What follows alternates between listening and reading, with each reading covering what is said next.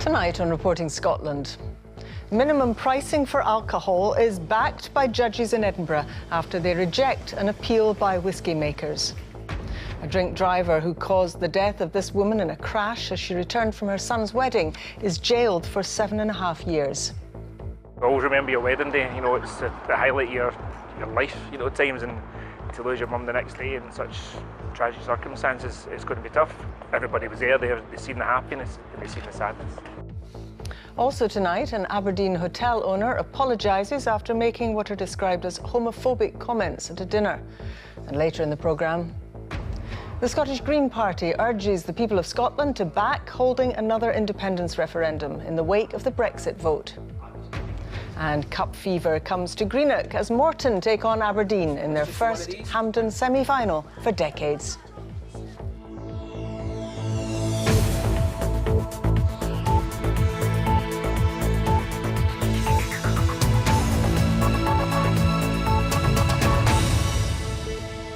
Good evening. Scottish Government plans to set a minimum price for alcohol have been backed by the courts. The Court of Session in Edinburgh has ruled against a challenge to the legislation from the Scotch Whisky Association. It claimed the plans were a breach of European law. The ruling now paves the way for the Scottish Government to implement its policy. It's 4 years since it was passed in Holyrood, where ministers argued it would save lives and reduce crime. Stephen Godden reports from the Court of Session. In a country with a complicated, often troubled relationship with alcohol, £5 is enough to drink more in a week than doctors would recommend. Those who deal with the consequences of problem drinking believe minimum pricing is the best way to tackle it. What minimum pricing targets is the cheapest, strongest alcohol, which is precisely the alcohol that's drunk by the people who end up in our hospitals and who end up dying from alcohol-related causes. It's a very, very targeted policy. So it's not about your bottles of wine. It's about cheap ciders and it's about cheap supermarket vodkas. A minimum price of 50p per unit would ensure a bottle of spirits costs at least £14, while cheap, strong cider could double in price. MSPs approved the policy in 2012. But a court challenge, led by the Scotch Whisky Association, stopped it in its tracks. After 4 years of legal argument here at the Court of Session in Edinburgh and at the European Court of Justice, the ruling boiled down to one key question. Would increasing the tax on alcohol be as effective as minimum pricing when it comes to protecting people's health? Today, the panel of 3 judges ruled that it wouldn't and rejected the appeal. Well, obviously we regret the judgment today. We still believe that minimum pricing is a barrier to trade and it's not necessarily the most effective way of dealing with alcohol-related harm. However, we will now reflect on the judgment and do our own analysis of it before deciding on next steps.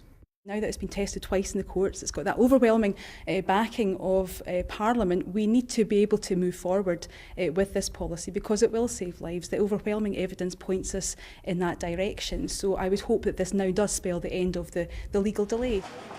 An appeal to the UK Supreme Court could be lodged within the next month, but the Scottish Government say today's judgment should be respected.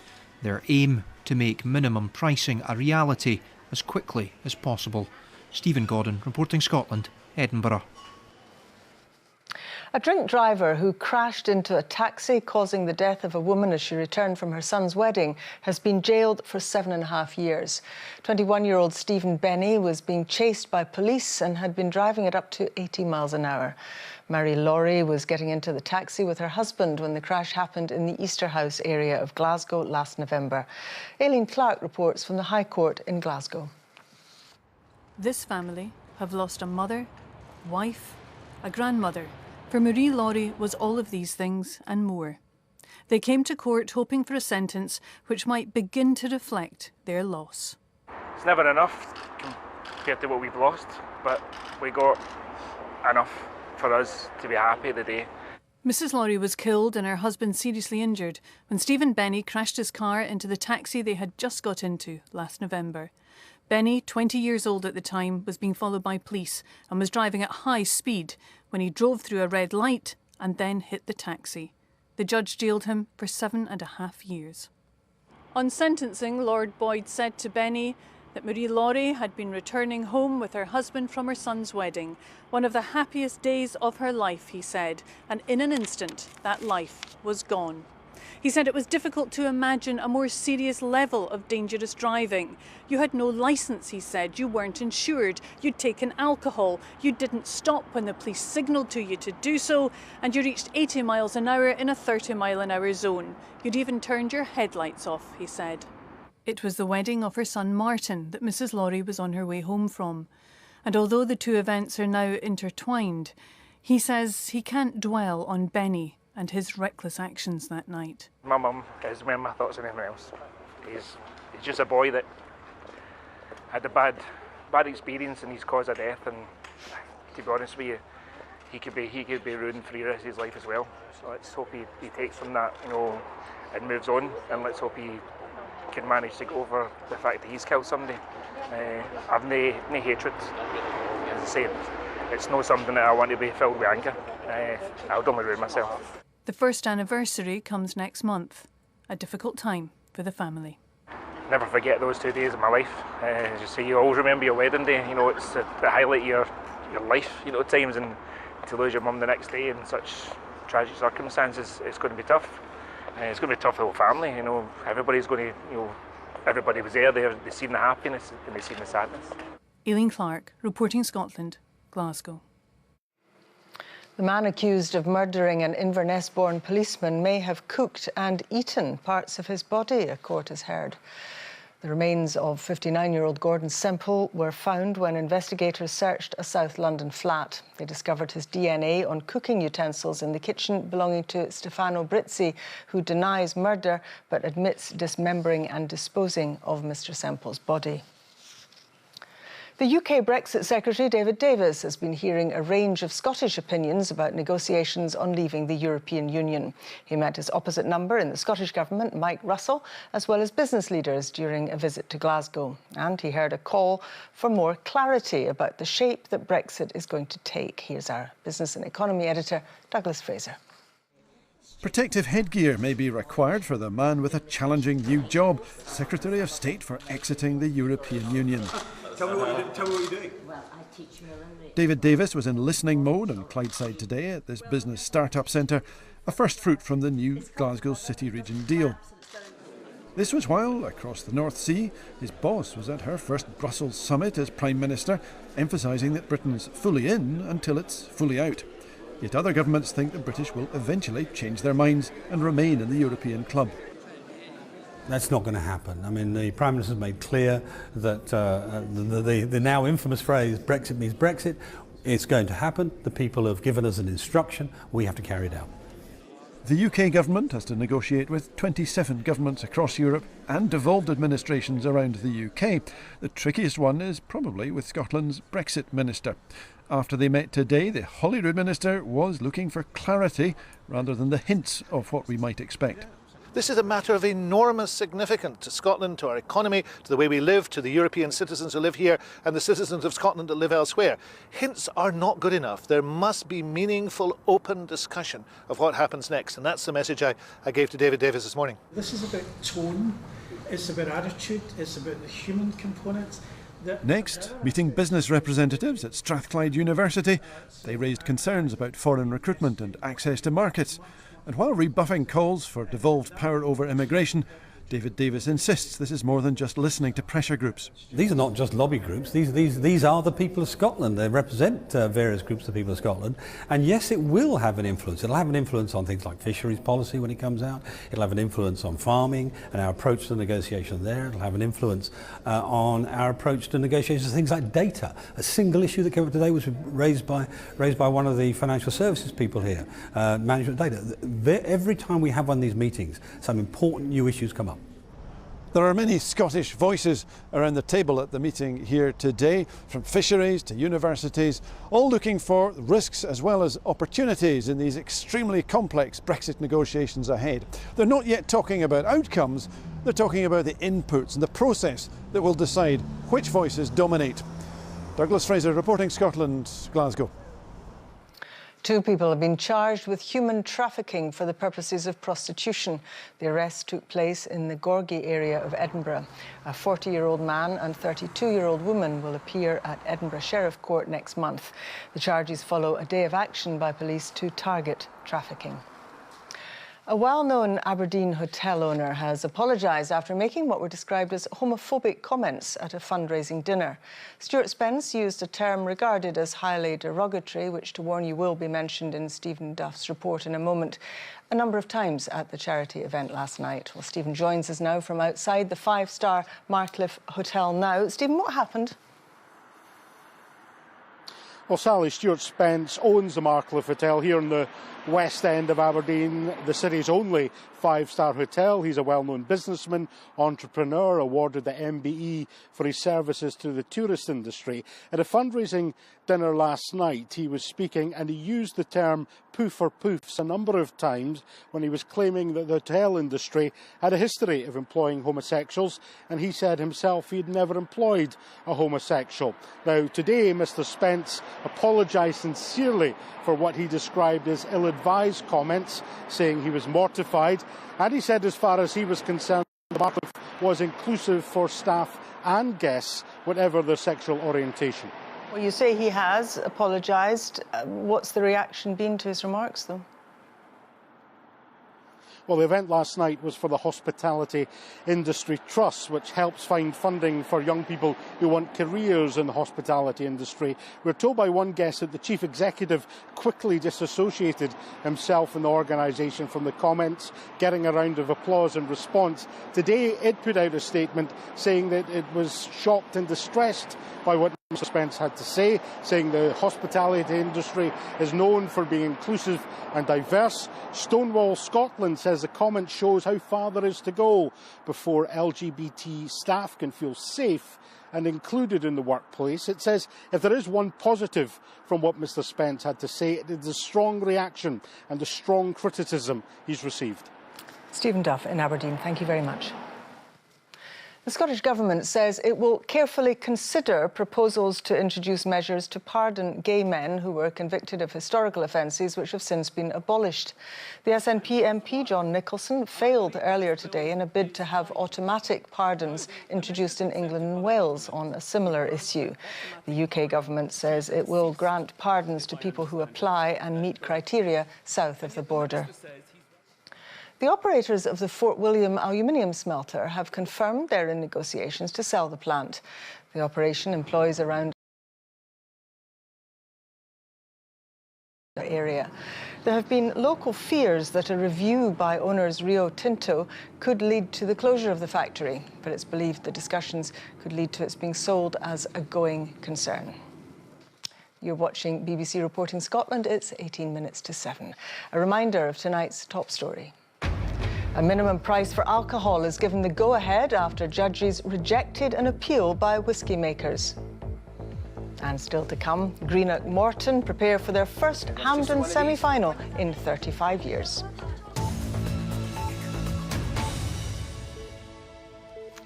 The Scottish Green Party is urging the people of Scotland to back holding another independence referendum in the wake of the Brexit vote.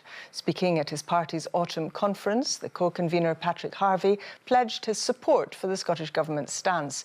But he said he would also push the SNP to make left-wing policy at Holyrood. Our political correspondent Andrew Kerr is in Perth this evening. Independence and Brexit dominating yet another conference, Andrew. Yes, that's right, Sally. Like all the conferences, I suppose, Brexit has been the big issue, and it was the big issue here today, the first day of the Green Party conference. This is the final conference of the autumn conference season, and as the green leaves turn golden at this time of year, I suppose, the Greens here think they're entering perhaps a rather golden phase, because at Holyrood they entered into, at the Holyrood election, they managed to treble their representation. They overtook the Liberal Democrats, and they are now very powerful in a way because the SNP is a minority government, so their votes do matter. They're very important. So it looks like the Greens are going to push the SNP when it comes to issues like fracking, like proposed cuts to air passenger duty. and local authority taxation too. They're really giving the SNP a push in the way they want them to go, they're claiming. And now the co-convener Patrick Harvie spoke to the conference this afternoon. He addressed the members there, and it also looks like he wants to push the SNP, the Scottish Government, left wing when it comes to the Scottish Government's budget. So the SNP must make significant moves from their manifesto position in the direction of progressive tax if they expect to see Green support for their budget plans in the coming months. Now back to Brexit and the Constitution. Patrick Harvie essentially spoke at his disgust at Brexiteers, at the vote that has taken the UK, it's going to take the UK out of the European Union. He wants to, as he says, protect Scotland's place in the EU. So he was fully supportive of the Scottish Government's plans to launch the consultation on the draft referendum bill, because he says the people of Scotland, well, their voice must be heard. This is what he told the conference when it came to independence. Scotland's mandate, that 62% Remain vote, is being utterly ignored by Theresa May's government. Well, we will respect that mandate. We will commit to keeping Scotland's place in Europe, because that's what the people living here voted for. One of the consequences of this vote is that the Scottish Government must be supported in their decision to publish a consultation on a bill for an independence referendum. So, as I said, the Greens there supporting the Scottish Government, as you heard from Patrick Harvie there, when it comes to another referendum. But it's interesting, they're not looking for a quid pro quo when it comes to that. They're not looking for something in return. And as I mentioned, their votes are really vital to the Scottish Government. More on Brexit tomorrow at the Green Conference here in Perth. They're going to hear from a German Green MEP emphasising their connections out with Scotland to the rest of Europe, and the co-convener Maggie Chapman, because they have two leaders in the Scottish Greens, she's going to be pushing the Green message when it comes to the local authority elections next year. Sally. Andrew, thank you very much indeed. Andrew Kerr. A look at other stories now from across the country. A 12-year-old boy has died after falling from a tree in Ayrshire. Lachlan Mackenzie from Muirfowlis in Aberdeenshire was visiting relatives in Troon when the accident happened yesterday. Police in Suffolk have released new CCTV footage of the missing Scots RAF serviceman Corey McKeague. He vanished after a night out in Bury St Edmunds almost a month ago. This last confirmed sighting of the Dunfermline man shows him in the town at 3:30 in the morning. Aberdeen Harbour is playing host to a flotilla of NATO ships and submarines this weekend. The vessels from countries including Germany, the Netherlands, Norway and Finland are part of a minesweeping group that's been on exercise in the North Sea. A councillor is calling for more central government investment in roads in the Argyll Islands to help cope with the large increase in traffic. Much of the surge is down to the introduction of the road equivalent tariff, which has seen a significant drop in ferry rates. All the infrastructure on the islands is done by the council, so the council has to get more funding for the infrastructure on the islands for the increase of traffic. But it's great that all that traffic's coming, but I'm afraid the infrastructure is actually not going to cope. The highest red phone box in the UK has been saved after a local campaign to keep it in place. It sits 2,000 feet above sea level at the base of the ski slope in the Cairngorms. Almost a third of public payphones in Scotland have been earmarked for removal by BT because of underuse. Pink and orange clouds appeared in the sky above Falkirk yesterday evening. The phenomenon was captured in photographs taken by BBC Scotland website readers and BBC weather watchers around the Forth Valley. The clouds are believed to have come from the Ineos petrochemical plant in Grangemouth. It's believed they were caused by heat from cooling towers, which created instability in the air. It's the Scottish League Cup semi-final weekend. Celtic and Rangers meet on Sunday, but tomorrow the action kicks off with Aberdeen against Morton. The Dons are heavy favourites to progress against the side from the Championship, but as our senior football reporter Chris McLaughlin reports, the underdogs, who haven't enjoyed cup success since 1922, are determined to have their day. In Greenock, on the banks of the River Clyde, you don't have to look far for reminders of its industrial maritime past. But this is no misty-eyed tale of long-forgotten shipyards and days gone by, because for over 140 years here in Greenock, as the heavy industry has ebbed and flowed like this great river, there has been one constant. It is Morton's turn to have a go. That's just what they did. Allen put them ahead. Morton's success can be enjoyed mostly in black and white, but things could be about to change. Just in this one? Yep, of course you can.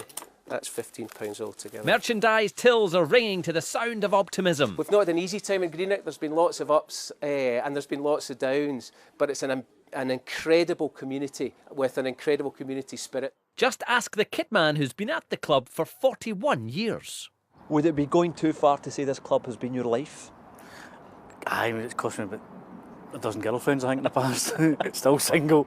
Been here since I was 9, a ball boy, and then I got too old for doing that. When I was 16, I started helping out with the kit, and been full time now for 16, 17 years. You really can feel a buzz around this place, and not just from the lawnmower. The fans who make the pilgrimage here to Capello Park every other week have been starved of success for so long. In fact, you have to go back to 1979 to find footage of Morton in a League Cup semi-final. That too was against Aberdeen, and the Reds progressed with help from this goal from Mark McGee. These days the Dons are led by a former Morton midfielder. Back in the days when shots were short and strips were interesting. No, that will always be there, but you know, my job's to get Aberdeen to a cup final and hopefully go and win it, and we're looking forward to the game. You know, I think the players have done well to put themselves in this position. So it's the Dons versus the Ton, two sides with plenty of history, one town with nothing to lose. Chris McLaughlin, reporting Scotland. The Commonwealth Games gold medalist Ross Murdoch has lost his top podium level of funding for the Tokyo Olympic Games in 2020. Instead, he drops to what's called podium potential after missing out on a place in the 100 metres Rio Olympic final. There are 4 Scots named in the elite podium category. They're the Olympic relay silver medalists Stephen Milne, Duncan Scott and Dan Wallace, along with the 3-times Olympian and multiple international medalists Hannah Miley. Scotland's men and women take on representatives from Ireland tomorrow in the annual Shinty Hurling International Matches. The Scots ladies were emphatic winners last year, but they can expect their toughest challenge of recent years as they face a strong Dublin team. With the men's competition only over one leg this year, the squad will hope to make the most of home advantage. Donal MacLeod reports. Ireland's senior men's, under-21 and Dublin women's hurling teams arrived in Inverness today ahead of their clash with their Scottish Shinty counterparts tomorrow at the Bacht Park in Inverness. And the Irish are under no illusions that a tough challenge awaits them. You have 2 Celtic nations who enjoy the physical contact. Obviously the game is a lot different from what we play it now, but we're looking forward to the challenge tomorrow, and obviously our lads will have to adapt quickly. Scotland won at home last year before losing in the return leg in Dublin. This year, Scotland's manager thinks playing just one leg will be a benefit. Normally when it's a 2-legged affair, the second leg we really struggled. We were over to Newry before and got turned over, having gone over there with a 9-10 point lead. So last year there was nothing between the teams, and as I said, a wee bit more luck, then we could have won both games last year. Point scoring specialist Kevin Bartlett has set maintaining focus for the full match as a priority. Last couple of years at the back, we've built up a good lead in the first half, which has helped us go on to win them games. They always seem to come back stronger in the second half. Scotland's women have been honing their skills this week and are keen to keep a winning run from 2010 going, despite facing their strongest opposition in recent years. The whole of the women's games kind of progressed quite a bit, but we're expecting kind of a hard, fast, kind of physical game as always with the Irish. Scotland's teams will hope to build on last year's successes at home. Donal MacLeod, reporting Scotland. Oh, hold your breath. Let's see what we can expect from the weekend weather, Chris. Sally, thank you. Hello there, good evening to you. Well, fairly settled conditions this weekend. Much like today, there was a fair amount of cloud around. Some sunshine coming through, 1 or 2 light showers. And we hold on to a lot of that cloud as we head overnight. So nothing desperately cold. and actually reasonably dry for many. The exceptions, well, there's a few showers in the North Sea. Those are likely to edge inland across eastern parts of the country overnight. Perhaps a little bit of patchy rain in towards the Western Isles, but for most of the mainland, for most of the night, it is dry. And actually, with that cloud, nothing too cold. Temperatures in towns and cities around about 6 to 8 Celsius, but some clear conditions through the central and southern highlands, leading to a touch of frost here. Perhaps some mist and fog to start the day tomorrow too. Quite a busy pressure chart this weekend, but actually the low pressure, the rain, staying away from us. We are under the influence of a ridge of high pressure, and there is an easterly flow coming in off the North Sea, so that means a bit of an east-west split weather-wise. Across eastern parts of the country, more likely to have some cloudier skies. Further west, more likely to have drier, brighter weather. And where we have that cloud, there will be a few showers at times. Not a washout by any means, but cater for 1 or 2 coming through. Further west, that sunshine more likely, and with generally light winds, reasonably pleasant. Temperatures around 11 to 13 Celsius. Although right on the east coast, with the breeze coming in off the sea, it will be fresh at times, so perhaps something just a touch cooler. Now, around the northwest, plenty of sunshine here, really pleasant afternoon in store, and similar too for the far north and the Northern Isles, some lovely spells of sunshine. So if you're thinking of hill walking or climbing, certainly across the northwest, plenty of sunshine on offer. Temperatures there at Summit or Munro level. Winds generally light to moderate from the east-southeast. Through the Trossachs, a little more in the way of cloud, sunny spells down towards the Galloway Hills. And across eastern areas, a little more in the way of cloud, a few showers, but again, it won't be a washout, but cater for 1 or 2 coming through. And again, temperatures there on the summits. The rest of the afternoon into the evening, generally dry for many, still a few showers across eastern parts of the country. Now into Sunday, and little in the way of change, still an easterly flow.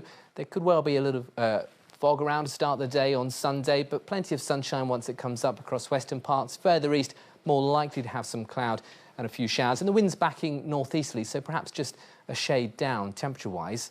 And Monday, well, we do it all again. It'll be a bit of an east-west split. In the west, plenty of sunshine, dry. Further east, a little bit cloudier. Temperatures 10 or 11 degrees. That's the forecast for now. Thanks very much, Chris. Now a reminder of tonight's main news. Scottish Government plans to set a minimum price for alcohol have been backed by the Court of Session in Edinburgh. The Scotch Whisky Association claimed the plans were a breach of European law. The people of Aberfan in Wales have been marking the 50th anniversary of the day a coal slurry tip engulfed a school, killing 116 children and 28 adults. And London City Airport has been evacuated and flights diverted after a suspected chemical leak. 26 people have been treated at the scene for breathing difficulties and 2 taken to hospital. I'll be back with the headlines at 8 and the late bulletin just after the 10 o'clock news. See you then. Bye-bye.